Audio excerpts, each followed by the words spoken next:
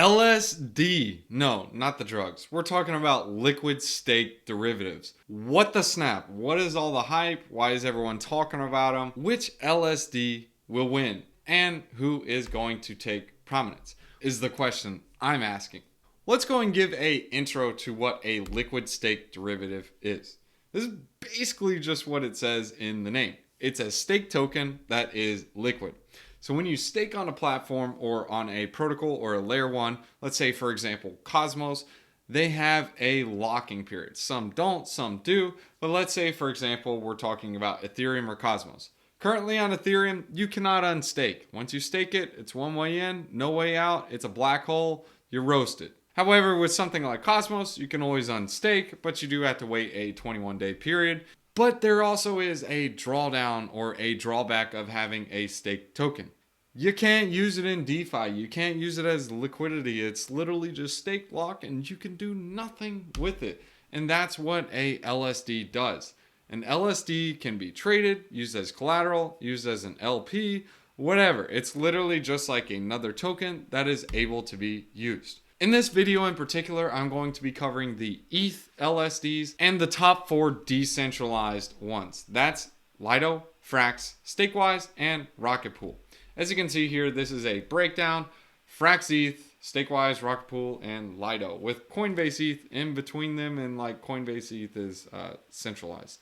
So slash that. Now, there are some other decentralized ones like Bifrost, Anchor, but we're not going to get into those. We're going to talk about the bigger ones and see which one is going to gain prominence.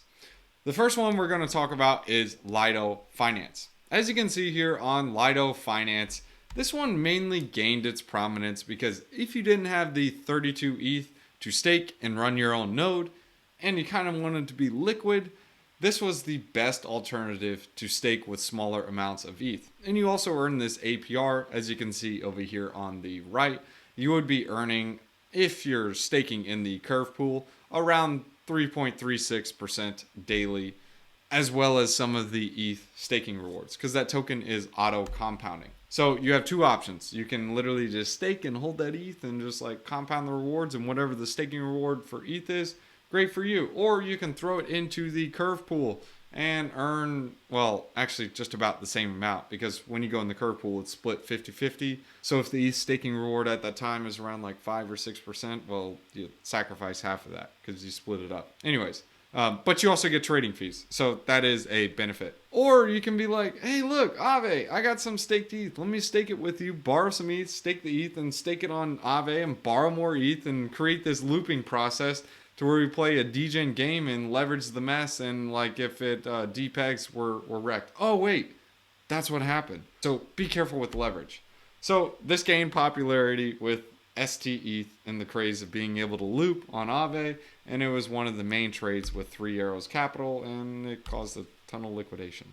Lido Finance continued. It pays a 5.2% APR for ETH rewards. They got like 6.78 million ETH or something like that. They got a lot of ETH. But the APR in ETH with Lido Finance is around 5.2%. That's the number you need to remember. And you can see on the chart, it's trending up. You can't really see it as much because the numbers are much bigger. And compared to what it used to, it wasn't like astronomical. But it's still up. It's pretty good. So average ETH, whether you LP or hold it, it's going to be around 5.2%. By far, Lido has the most ETH out of all liquid stake derivatives, period. It's got a ton of ETH, as you can see here. So Lido token is mainly just used for governance. So mainly the potential value capture for Lido is, well, governance over the STETH. That's about it. There's no revenue share. Well, actually, that is a big thing. If you own a large portion of the Lido tokens, you can basically control that. But still, my point I'm trying to make is there is no revenue share. It doesn't have any other utility besides governance. It's a farming coin. The next one we have is Rocket Pool. So, Rocket Pool, you have two different options. If you got 16 ETH and you want to run your own node, you can do that. And you also have to have some RPL. So you would stake up some RPL with some ETH, and you can stake and run your own node and get about 7.32% APR in ETH, as well as Rocket Pool rewards. But if you don't got that 16 ETH and you got like 1 ETH, you don't want to run the node, you get like 4.8% APR. So you got Lido at 5.2 and staked ETH here 4.8. They do vary from time to time. Like today it could be higher, or whenever I took the snapshot, like it changes. So you can either stake and run your own node with 16 ETH or hold RETH. Now running a node, it'll earn you some more, but there is a higher upfront cost. You have to run a node and you need to have some Rocket Pool tokens. The RPL is basically used as insurance for the protocol, and it's part of the slashing. So if you guys didn't remember, ETH does slashing. So if there's bad actors, they're going to be slashed. And if I'm a RETH holder and I only hold like 0.5 ETH, I feel like I don't want to be slashed. So the RPL tokens are a backstop and an insurance in that. As the node portion, this is what the screenshot would look like. The more RPL that you stake, the more Rocket Pool token that you will earn. So it does cost money to get the RPL tokens, obviously. But when you're running your own node with ETH, if you are, you can stake more RPL tokens and put it up as insurance, and you would earn more Rocket Pool. And this is basically based on the percentage of RPL that you have staked. So if you own like 1% of it, you're going to get 1% of the fees. But if you own like 100%, you're going to get them all, which is not going to happen because other people have tokens. So you can select your commissions as well. When you're running your own node, you can do between 5 to 20%. The commission is basically the percentage that you get from the other people who put up the other 16 ETH. So you have one person putting up the 16 ETH to start that node, and the other 16 of people are like, yeah, I got 1 ETH, I got 1 ETH, yeah, I got 1 ETH. It's basically just like pooling together money and making a node, and the dude's doing it. So the rewards will vary, and they are not only paid in ETH. Like I showed you in the previous screen, it's about 4.8%, and if you're running your own node, it's going to be 7.63%. That's because you got the ETH as well as the commissions. So the best APRs are basically going to be on Lido Finance and the Lido token. So this is not ETH. I got that data from DeFi Llama, so that changes from time to time, and it depends on the token price of these farming coins. So Pendle is a really volatile coin. It could be paying 15% one day, and then if the token price just tanks, it could be paying like 2. So it's so-so. And as you can see here, Pendle's paying 14%. So if Pendle price cuts in half, it's going to be earning less than that. Well, actually, it earns 19% because you also get swap fees. But still, that doesn't mean it's going to be stable because Pendle is a really volatile and low market cap coin. Rocket Pool, you can see here the TVL is basically on the up only. Since inception, it is just growing like nuts and ham. They got over 500k ETH popped in there. Good for them. And you can see they are basically second in line for the decentralized LSDs. Growth is really good. Rocket Pool token has no cap, so that is a concern. So the rewards are good when Rocket Pool price is going up, but the demand needs to outpace the inflation of the token and the DeFi APRs on microcap projects like Velo, Pendle, etc. that just may not have deep enough liquidity to hold up as farmers dump. So you take on that risk with Rocket Pool because the inflation of the token, it's infinite. So it could, of course this could change at any time, but the Rocket Pool token as it stands is inflationary and there is no maximum supply. So if people aren't constantly depositing an ETH into this project and grabbing and sapping up Rocket Pool tokens, it's going to become saturated and there's going to be a lot of Rocket Pool tokens that are being farmed, and it's like, whoa, we got a lot of RPL, what do we do? So anyways, I do like Rocket Pool though. I think it's a really good decentralized solution. I'm not fudding them, I'm just putting that out there, and I'm actually extremely bullish on Rocket Pool. Just wanted to share that thought on it just so you understand the risk. Next one is Stakewise. This is a small market cap. This is like 22 million. Whereas Rocket Pool was like 700 and Lido was like 2.5 billion. So it's a lot. So Stakewise, there are a couple things with this SWISE token. It has 3 different tokens in particular. You have SETH, which is a 1-to-1 to ETH. So this is like your staked ETH, but it's literally just 1-to-1. There's no difference. There's RETH. This is the interest portion of ETH. So if I earn like 10%, the RETH is going to be the 10% APR. So it's literally just two separate tokens. So at the end of the year, theoretically, that would be worth 0.1 ETH. Now, the RETH doesn't trade at 0.1 ETH because the rewards are actually put into there, but it's a completely separate token. Some people like this model better, some don't, whatever. And Swise is your governance / farming token. This is basically used for a couple of things, but in general, you just have governance. You just say, yeah, we do this, we do that. These are the fees paid to stakers. This is commission paid to node operators. There's no value capture. However, there is that speculation that, hey, if you own a bunch of Stakewise tokens, you basically control the staked ETH into that protocol, or at least the people who hold the RETH. As you can see here, this is what the liquidity pools look like. About 15% if you want to do ETH and SETH, but the majority of those rewards are in the Swise token. So Stakewise tanks in price, then the APRs are going to tank. But if they go up in price, well, your APRs will also increase. So if you wanted to LP with Stakewise and the SETH2, you can also do that as well and earn some of the farming rewards. But keep in mind you are being the pool 2 in that position. So there's a lot of inflation and most of the rewards are being paid in the Stakewise token. This is not ETH. So this is a volatile asset that is being paid in rewards. So if the asset goes down, rewards go down, APRs go down, people withdraw, people dump. You have this reflexive flywheel in the wrong direction. It works in both ways. So the growth is nice, and the split token model also creates a different model compared to Rocket Pool or a Lido Finance. Being that you can help keep the peg of SETH a little bit better because it's 1-to-1. It's not an interest-bearing token, and some people are like, wait, it should be this, wait, it should be that. But the RETH will be volatile as well, but it's paired with your SETH. Now, the majority of the rewards are paid in the Swise token, not Swiss. Swise token, not ETH. And you can see here the TVL is steadily trending up. They are over 80k ETH. Yeah, probably at the time of recording, they have over 80k ETH, which is good for them. Now, the last one I want to talk about is Frax Finance. Now, as you can see here, these are all the different features that Frax Finance offers. It offers Mint, Frax Swap, Frax Lend. It even has FPI, but that's not tied to FXS. That's more so tied to the FPIS, but that's for another video. Frax Finance is an LSD because it also has Frax ETH, but it also has the other features, like I just mentioned. So it has all the primitives of DeFi all in one token, which is the FXS. Now, all of these different features, like Frax Swap, Frax Lend, Frax Mint, Frax ETH, these all drive revenue to the FXS token.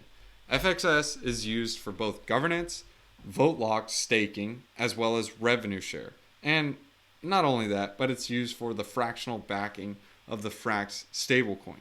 I'll explain a little more later on this flywheel that Frax has with this Frax ETH and the Frax stablecoin function.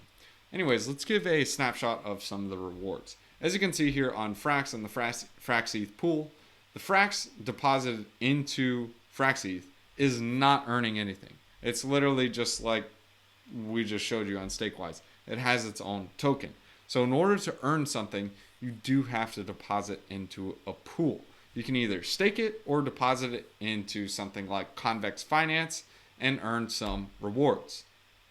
So these vary based on utilization. And as you can see here with this snapshot, if you simply wanted to stake, as you can see over here, you can't see my finger because it's not on the screen.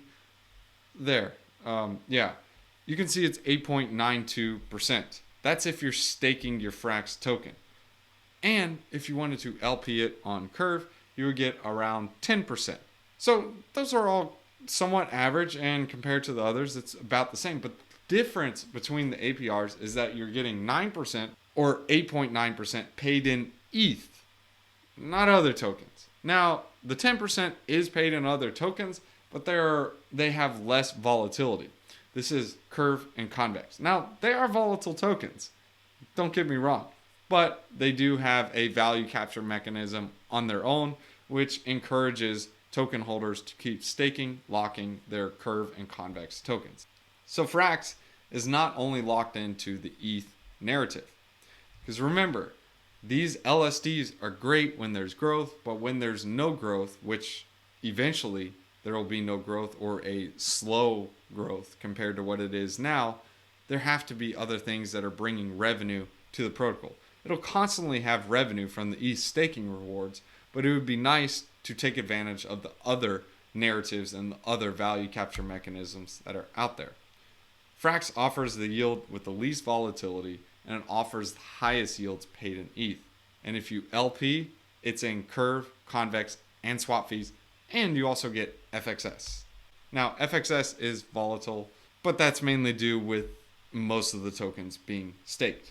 So based on all of the charts, the Frax ETH chart is by far the spiciest. As you can see here, this thing is constantly trending up, and it hasn't even been around the longest. It came and hit the stage in early October. And compared to the other protocols, the growth is literally astronomical. And it has to do with these different pools and the split APRs and the highest yields in ETH being with Frax Finance based on the token model and the token split that they did. So in summary, each token has its own pros and cons.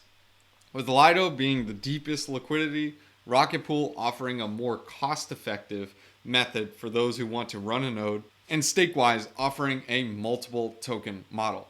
Frax is leveraging the governance powerhouse that it owns to offer more sustainable and competitive rates compared to the other protocols. In my opinion, Frax is set for the most growth, and it's even seen on the charts, and it's growing at the fastest rates. Since Frax owns a massive share of Curve through Convex, they're able to direct liquidity incentives to the pools that FXS holders choose. FXS holders would be inclined to vote on these pools because the more ETH that is staked through Frax, the more revenue the protocol earns. Let that sink in. FXS holders would be inclined to vote on these pools, juicing the rewards because the more ETH staked through Frax goes to pay the FXS holders because it generates revenue from the staking returns from ETH because ETH has those staking rewards. So the Frax as a protocol wants more ETH to be staked in the protocol. And the ETH stakers, they want Frax or FXS needs to vote on their pools to juice their APR. So it's a win-win for everyone. So this benefits Frax holders with growth and revenue, and it also benefits the ETH stakers because they can now get even higher yields as the Frax war chest grows. And if people don't want to participate on the Curve pool, they can also just earn the ETH that they want to earn at the highest yields compared to all of the other competitors. Lido, Rocket Pool, and Stakewise will have to battle with growth needing to outpace their token inflation. Lido and Stakewise, they do have max supplies on their token, but time will tell. We'll see what happens if people will still be incentivized to deposit into their pools as much as they are now with lower APRs. Now, I'm sure they will because they do offer a different utility of being able to unlock your liquidity, but still, which competitor are you going to choose? As always, the market will choose. However, eventually there will be a point to where protocols can't prop up the APRs and farmers move on to other yield opportunities. So again, in my opinion, with the double pool model that Frax offers the best of both worlds by offering the best rates on ETH, paid in ETH, and it also gives competitive rates in the DeFi space with tokens that have lower volatility and deeper liquidity, like Curve, Convex, and FXS. So one other thing to note on here is the flywheel that Frax Finance basically owns. And the potential flywheel is this. Let's say FraxLend allows you to borrow against your staked Frax ETH. This interest-bearing token that is earning a yield because it's staked in the Frax ETH pool can then borrow Frax against it. This Frax, how do you get Frax? Well, it's a fractionalized stablecoin. In order to get Frax, you have to deposit a percentage of USDC and a percentage of FXS. So this automatically creates the buy pressure for the FXS token in order to mint Frax. Having a model like this will create more demand for Frax, which then in turn creates more demand for FXS, because to get the Frax token, you have to burn FXS in order to increase the supply. That is the potential flywheel for it, because when FXS is being purchased, this causes the price to go up, which juices the APRs, increases more people to get FRX ETH, deposit into their mint Frax, which burns more FXS.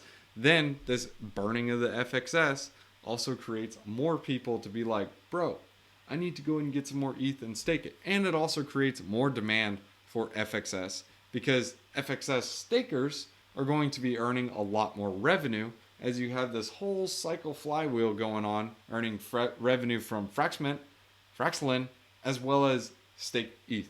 By the way, guys, if you guys enjoyed this video, drop a comment in the description below. Tell me what you guys think of the LSDs. Which do you think is the best one to win it all, or at least gain the most market share? And if you guys want to jump in the Discord, there's a link in the description below. It's a community with a bunch of DeFi degens just like you, and I also produce content that I don't post on YouTube inside the Discord, and basically comment day to day of what I'm doing in the markets and what I'm looking at. Let's go ahead and hit you guys with this wisdom one-liner. Private sector 10 versus 2. Ill-gotten treasures have no lasting value, but righteousness delivers from death. Be good, be righteous. Peace.